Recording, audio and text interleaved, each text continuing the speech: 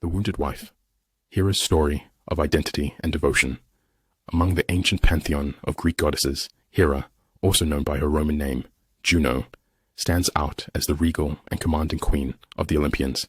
She is both the wife and sister of Zeus, the king of the gods, and the embodiment of the archetype of the wife. Hera is not simply the goddess of marriage. She is the very essence of relational commitment, dignity within partnership, and the spiritual yearning for wholeness through union. Yet her story, both in mythology and in the psychological lives of modern women, is marked by deep wounds, frustrations, and transformational potential. In ancient myths, Hera's presence was powerful, yet paradoxically vulnerable. She was often portrayed as jealous, angry, and vengeful, not because she was petty, but because her emotional stability and sense of identity were deeply entwined with her role as wife. When Zeus was unfaithful, which was often, Hera's reaction was not to confront him directly, but to lash out at the other women involved. This pattern reflects a critical psychological truth. The pain of betrayal, when internalized too deeply, can distort itself into rage directed toward the wrong targets. Modern women who carry the Hera archetype may crave the status and sanctity that comes with being married. For them, partnership is not just an option. It is a fundamental expression of their being. They often feel that their life does not truly begin until they become someone's wife. The wedding day is not merely ceremonial. It is a ritual of identity formation, marking a transition into a long-imagined role. These women may find immense pride and purpose in being part of a couple, in being the Mrs. to a recognized partner. However, this dependence on relationship for self-worth can become a dangerous vulnerability. When the marriage becomes strained, or the husband is emotionally unavailable, dismissive, or unfaithful, the Hera woman's core identity trembles. Bolen, a Jungian psychiatrist and the author of Goddesses in Every Woman, describes a 32-year-old nurse who shared the following words after her divorce.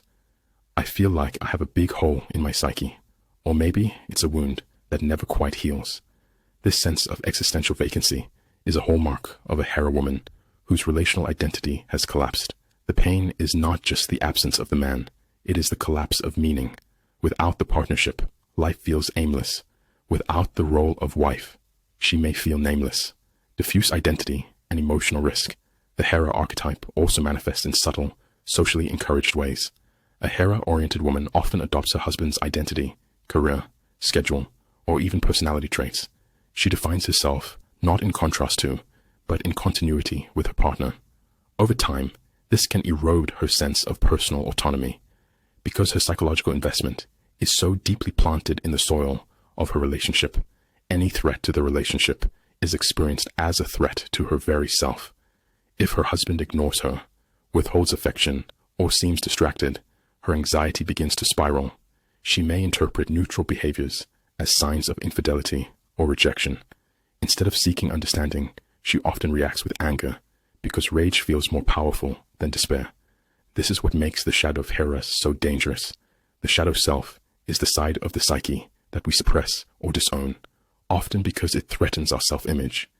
In Hera, the shadow manifests as vindictiveness, jealousy, and misdirected fury. Like the mythic Hera, who never publicly confronted Zeus, but punished his lovers and illegitimate children, modern Hera women may lash out at others, friends, co-workers, or even their own children, when they feel emotionally slighted by their partner. This tendency to protect the husband at all costs, even when he is in the wrong, reveals the core dependency that lies beneath Hera's powerful exterior. In some tragic cases, she may even deny abuse, dismissing her child's allegations because her loyalty to her husband supersedes all else. Her words might be, "Don't talk about your father like that." This statement, while appearing as discipline, often hides fear, shame, and denial. Sacred marriage and psychological wholeness. At her best, Hera embodies more than just the traditional wife. She symbolizes Hieros Gamos, the sacred marriage. In both myth and psychological language, the sacred marriage represents the union of opposites, of masculine and feminine energies within the psyche. In alchemy, this is referred to as the conjunctio, the mystical fusion of the king and queen, which leads to the creation of the philosopher's stone, a metaphor for psychological transformation and spiritual fulfillment. This marriage is not just about romantic love or physical partnership. It is about becoming whole within oneself. When a Hera woman can cultivate her own strength and identity apart from her partner, she opens the path toward a more balanced and fulfilling relationship. No longer does she need to be completed by another. She seeks union as a choice, not a need, the cost of clinging and the risk of idealization. However, many Hera women never reach this level of integration. Their desire for union leads them to idealize their partner, projecting onto him the image of a perfect husband or a knight in shining armor. When reality fails to live up to the fantasy, they feel betrayed, not just by the man, but by the dream itself. This gap between expectation and reality can lead to emotional outbursts, suspicion, and possessiveness. The man, who may feel overwhelmed by her emotional intensity, withdraws further, feeding the very anxiety she seeks to suppress. It becomes a toxic loop of rejection and pursuit, emotional need and withdrawal. Some Hera women react by clinging tightly to relationships that no longer serve them. Even in the face of neglect or emotional mistreatment, they stay, telling themselves that being married, no matter the quality, is better than being alone. The fear of abandonment eclipses the need for dignity or growth. Others may become emotionally volatile, swinging between devotion and rage. When her partner is physically away or emotionally absent, the Hera woman is often plagued by intrusive thoughts, vivid images of betrayal, or worst-case scenarios. Her inner demons, often born from childhood wounds, come out in full force. And yet, ironically, the emotion she shows is not usually sadness. It is anger. Why? Because sadness implies vulnerability, and vulnerability feels too risky. Anger, on the other hand, gives the illusion of control, the creative power of contained fire.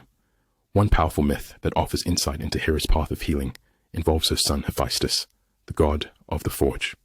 In one version of the myth, Hera gave birth to Hephaestus alone and rejected him at birth because he was lame. Yet he became the master of fire, using volcanic energy to forge weapons and armor for the gods. Hephaestus represents the potential within Hera, a force she has ignored, rejected, or feared. His forge, hidden inside a volcano, symbolizes rage that has been contained and transformed. Instead of allowing fire to destroy, he uses it to create. This is a metaphor for what a Hera woman can do with her emotional pain and anger. Instead of turning that energy outward in destructive ways, blaming others, lashing out, or becoming embittered, she can channel it into art, work, self-expression, or even spiritual practice. This act of transmutation allows the fire within her to illuminate rather than consume. Healing through awareness and autonomy. To evolve beyond the shadow of Hera, a woman must become conscious of the archetype's influence. She must ask herself, have I lost my sense of self in this relationship? Am I projecting ideal fantasies onto my partner? Am I holding on to marriage for appearance's sake or for genuine connection? Am I mistaking devotion for dependency? These questions require courage, but Hera's transformation begins the moment she recognizes that her identity is her own responsibility, not her partner's. She does not need to be Mrs. Somebody to be worthy of love or respect. A Hera woman, when healed and integrated, becomes a pillar of grace and strength. Her loyalty becomes wisdom, her passion becomes compassion, and her marriage, if she chooses it, becomes a true sacred union. But even without a partner, she remains whole, because she no longer confuses being chosen with being the devouring mother, Demeter, and the pain of letting go. In the vast mythology of the Greek pantheon, Demeter, known to the Romans as Ceres, stands as the great nurturer, the maternal force who gives life, sustains it, and mourns its absence. As the goddess of grain and agriculture, she represents the ultimate archetype of motherhood, associated with fertility, sustenance, and unconditional love. But just like Hera, Demeter's story is not one of serene fulfillment. It is one of loss, grief, control, and the heartbreaking journey every mother must eventually take, the journey of letting go. Demeter's myth revolves around her beloved daughter, Persephone. According to the Homeric hymn to Demeter, the young Persephone is abducted by Hades, the god of the underworld, while gathering flowers in a meadow. Her cries echo across the earth, but no one comes, except for her mother. Demeter's anguish is immediate and absolute. She roams the world for 9 days and nights, neither eating nor resting, refusing to perform her duties as the goddess of agriculture. In her sorrow, the earth begins to wither, crops fail, and famine looms over humanity. This myth serves as more than a poetic explanation for the changing seasons. It speaks to the inner emotional landscape of the Demeter woman, the woman whose identity is formed around the role of caregiver. Her love is fierce, her devotion unwavering, but when her child pulls away, when independence threatens to replace dependence, she too can become consumed by grief, resentment, or a desperate need to hold on. The nurturer and her need to be needed Demeter women are characterized by their deep instinct to nurture, to care for others, not just physically, but emotionally and even spiritually. This maternal energy can be expressed in many ways: raising children, teaching, healing, mentoring, or even caring for a cause or community. At their best, they are warm, generous, and life-giving, offering comfort, food, safety, and stability. But there is a shadow side to this archetype.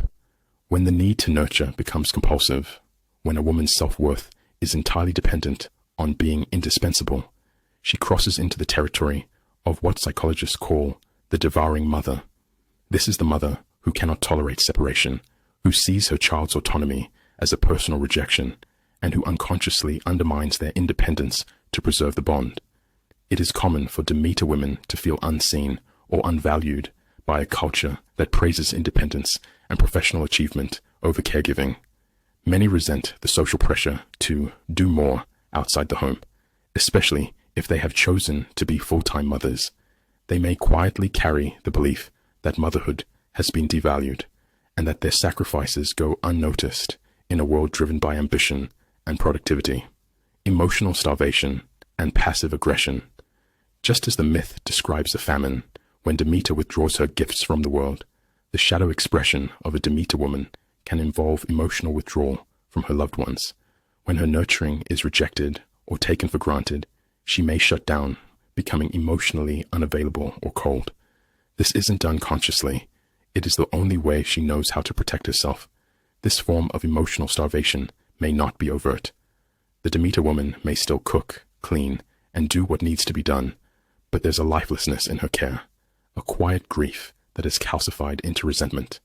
Rather than directly expressing her needs, she may exhibit passive-aggressive behaviors, forgetting to do what was asked of her, becoming too busy to listen, or showing subtle irritation masked by politeness. This pattern often emerges in relationships with her children. As they grow up and begin to explore independence, the Demeter mother may become overbearing, interpreting autonomy as abandonment. Her child's desire to move away, make new friends, or start a family of their own can trigger deep anxiety and possessiveness. The pain of the empty nest. When a Demeter woman's children leave home, she may fall into a period of profound depression, often called empty nest syndrome. This is more than just loneliness. It's a loss of identity. For years, she was mom, the center of a small universe. Now, she feels like a satellite without a planet, spinning in search of purpose. She may describe this period with words like, "I don't know who I am anymore. There's nothing left for me to do. They don't need me now." These are not exaggerations. They reflect the core wound of the Demeter archetype, the fear that without someone to care for, she is no one. To cope with this void, some Demeter women attempt to recreate the mothering experience. They may adopt pets, begin volunteering, or become overly involved in their adult children's lives, sometimes crossing boundaries in the process. Others may sink into despair, unable to find meaning beyond the role they once inhabited. The tragic bond with the eternal boy. In romantic relationships, Demeter women are sometimes drawn to the poor Artemis, the eternal boy. This man is charming, creative, sensitive, and emotionally dependent. He often avoids responsibility and lives as though he is exempt from the rules of adulthood. To a Demeter woman, he appears wounded and in need, triggering her maternal instincts.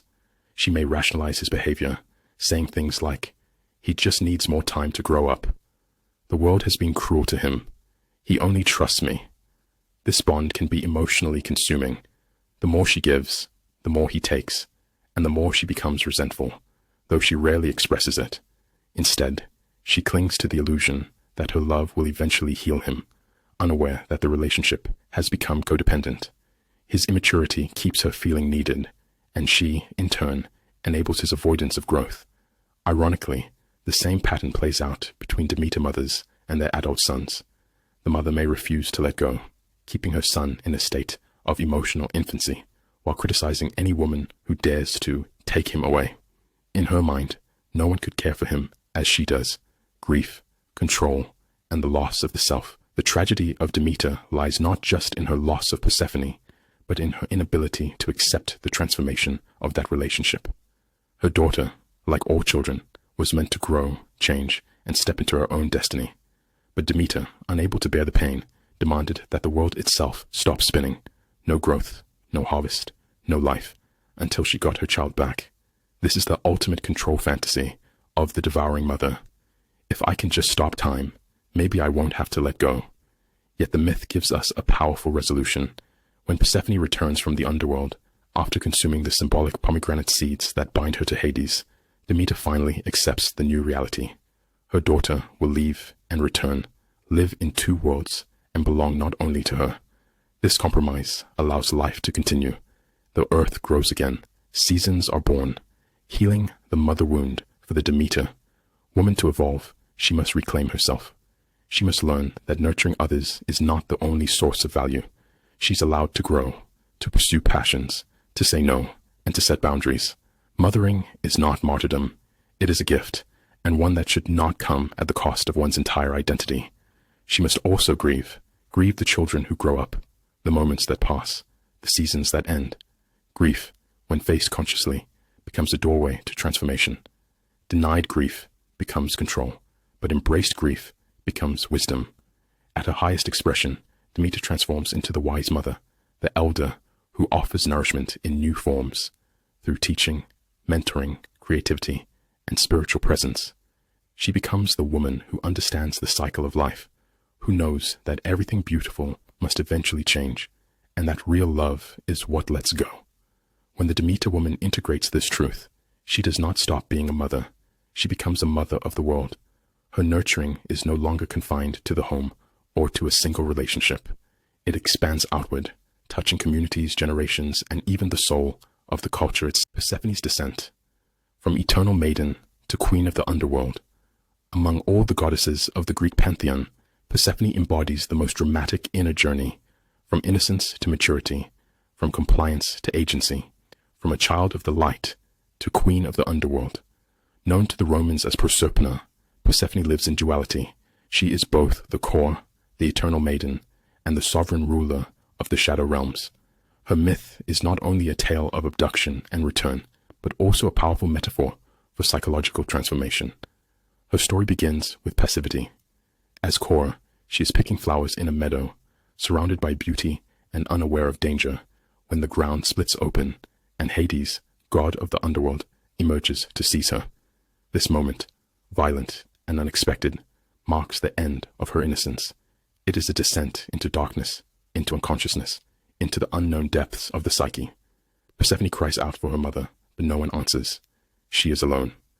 This myth represents the psychological experience of being overwhelmed by a force greater than oneself, a trauma, a loss, or a crisis that removes us from the world we knew and thrusts us into a realm of pain, fear, or transformation.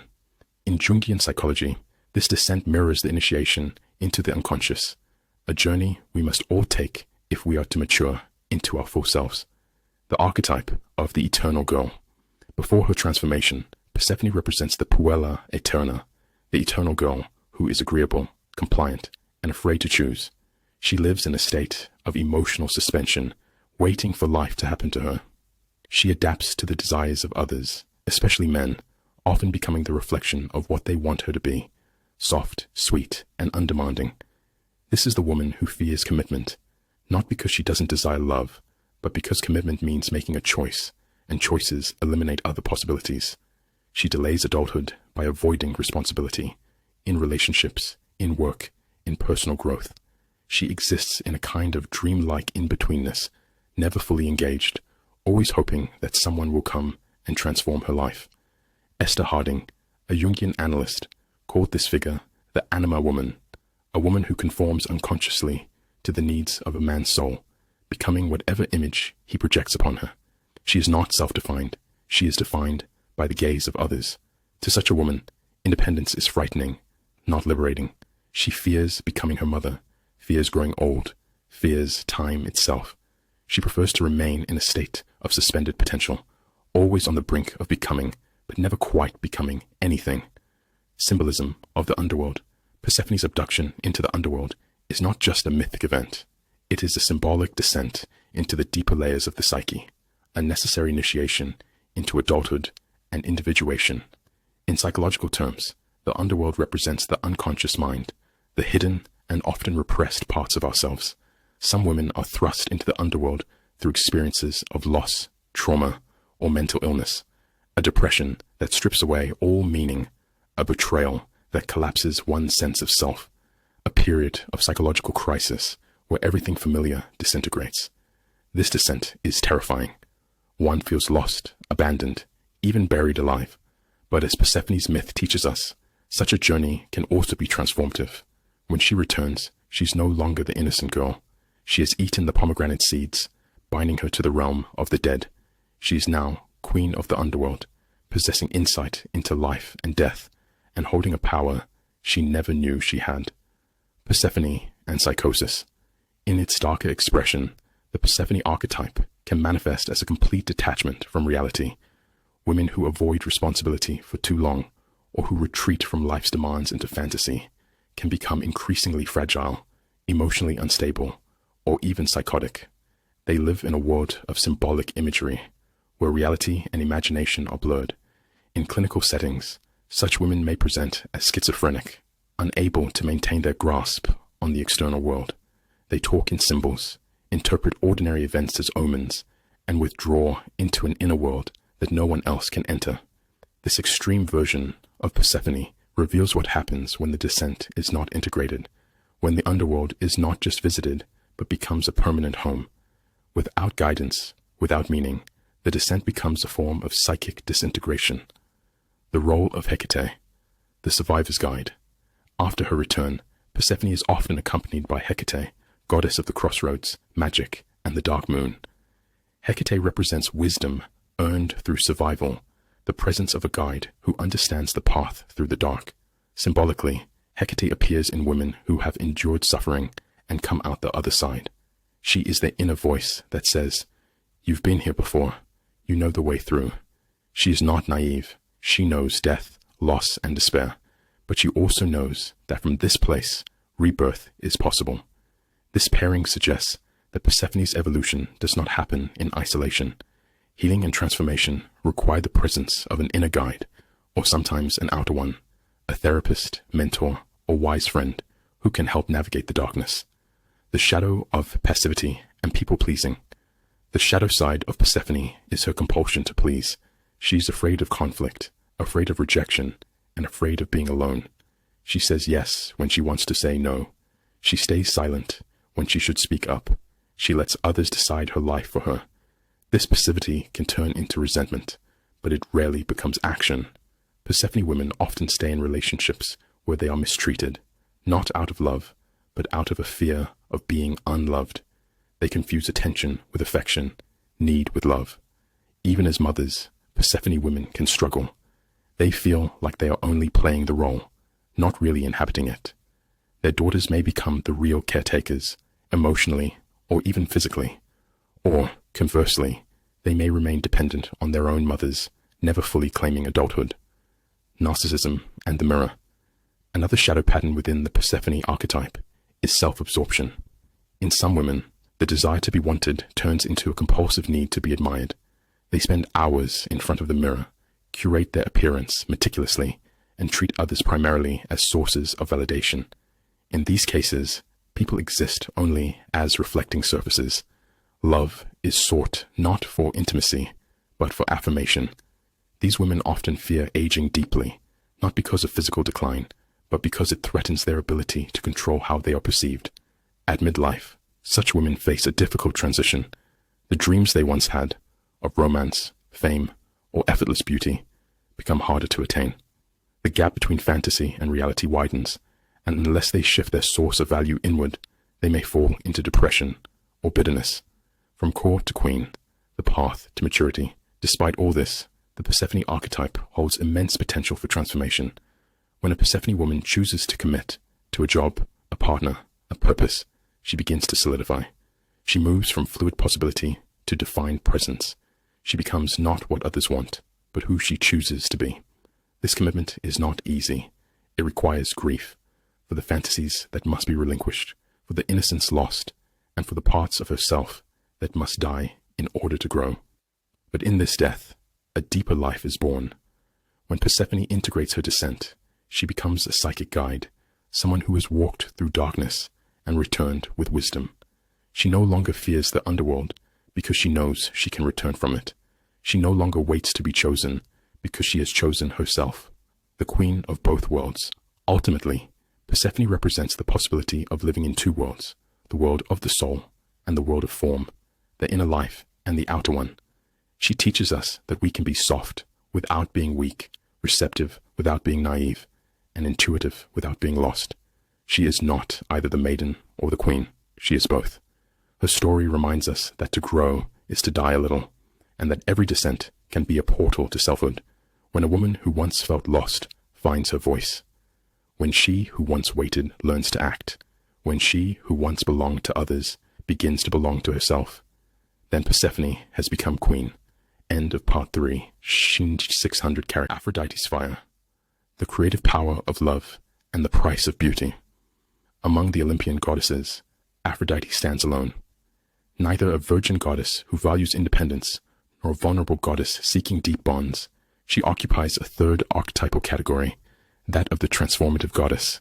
Known to the Romans as Venus, Aphrodite represents the essence of sensuality, eroticism, creativity, and the power of emotional connection.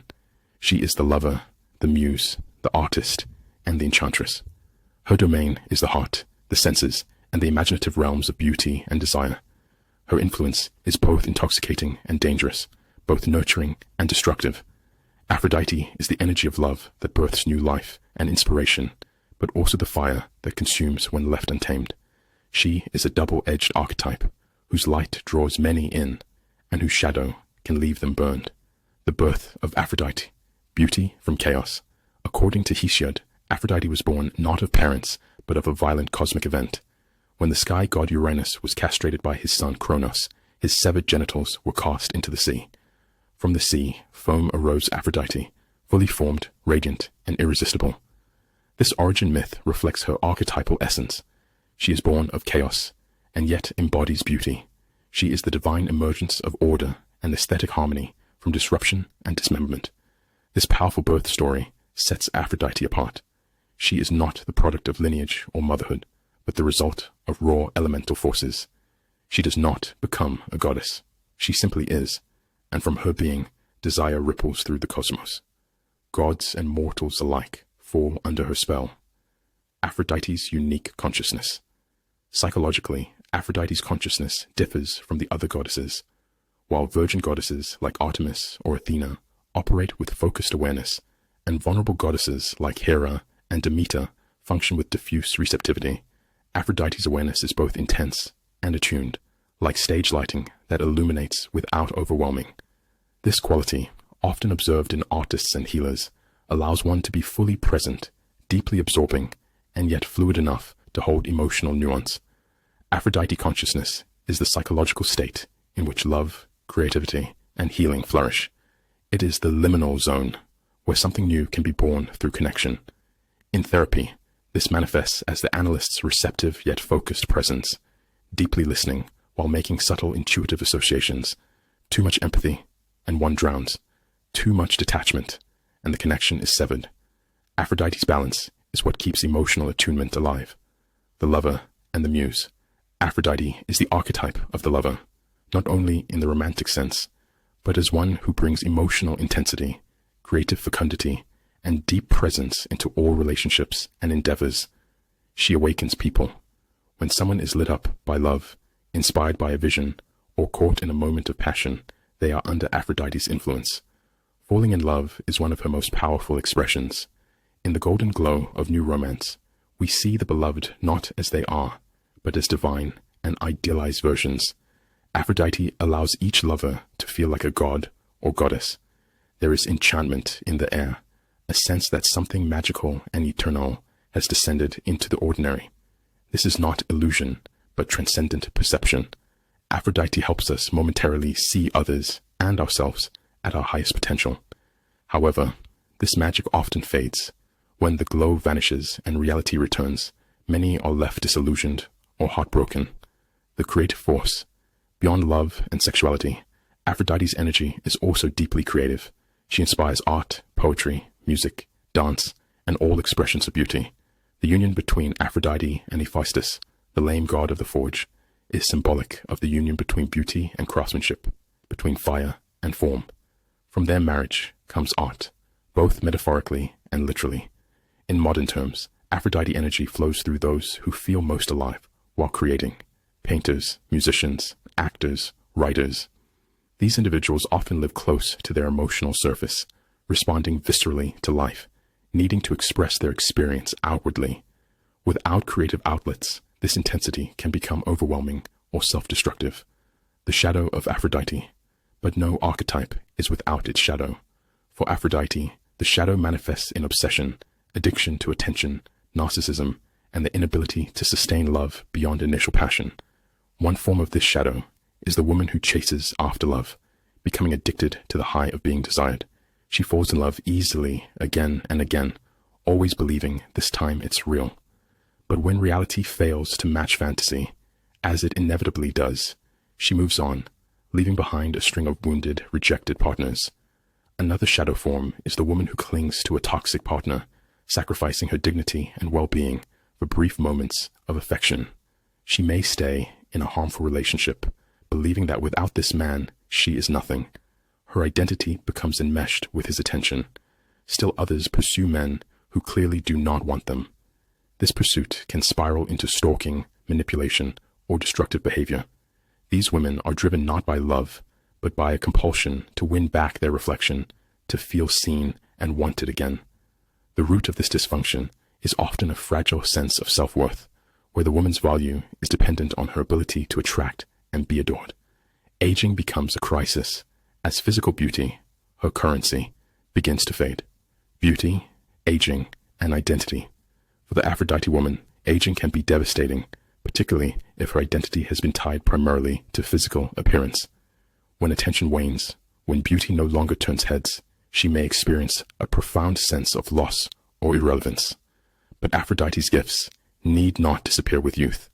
If the woman has cultivated inner beauty, creative depth, and emotional intelligence, she can continue to radiate a captivating presence well into midlife and beyond.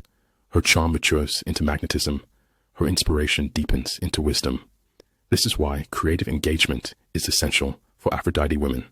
Artistic or emotionally fulfilling work provides a new container for her energy, one that evolves with time and does not depend on external validation alone.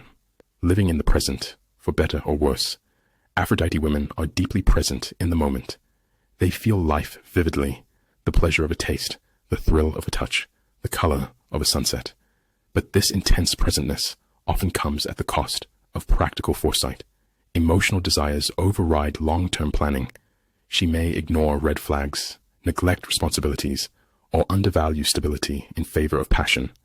For such women, the journey toward maturity involves learning to hold both love and limits, to love deeply without being consumed, to feel fully while maintaining discernment, transforming love into soul.